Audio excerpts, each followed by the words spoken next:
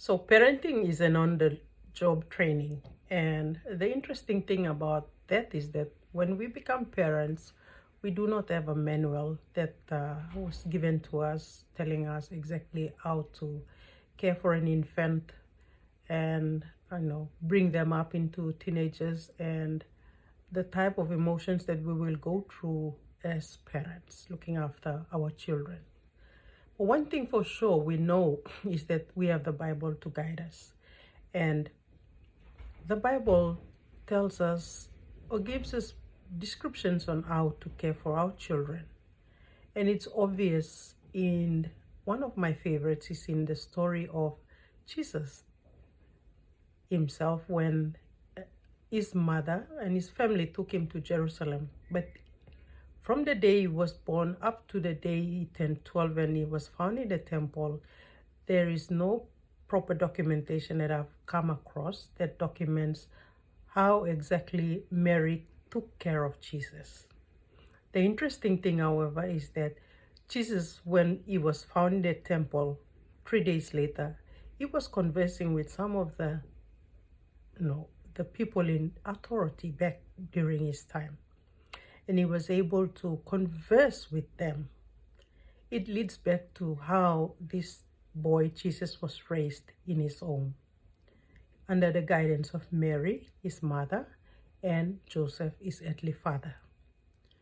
Joseph spent time in his carpenter shop, and Jesus spent time with Joseph working in the shop as well. That's where he learned to use his hands, his eyes, his ears, and his thoughts were guided by his father, Joseph. The spiritual side of Jesus, I believe, because I am a mother and I provide the spiritual nourishment as well as my husband does. But for us mothers, we are more attached with our children because we've carried them in our wombs for 9 months.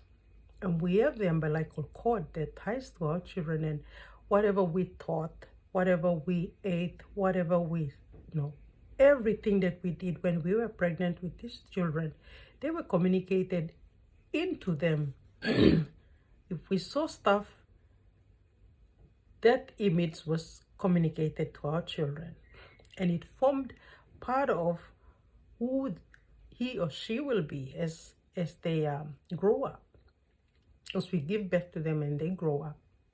So my thought here was triggered by an event that happened in Port Moresby yesterday. A mother seeing her only child being slashed by some people collapsed and she passed away. You see, we mothers, we've got this maternal instinct and maternal ties to our children. And our heart really breaks when our children go through suffering. And my heart goes out to that mother who lost her life because of what happened to her son. They are both dead and gone. When I started this talk, I said, there is a giver of life.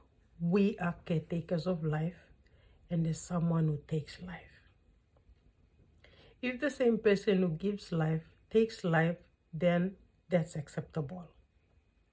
But if a person who is supposed to be a caretaker takes life, or if it's someone who didn't even provide that life takes life, then there's something wrong.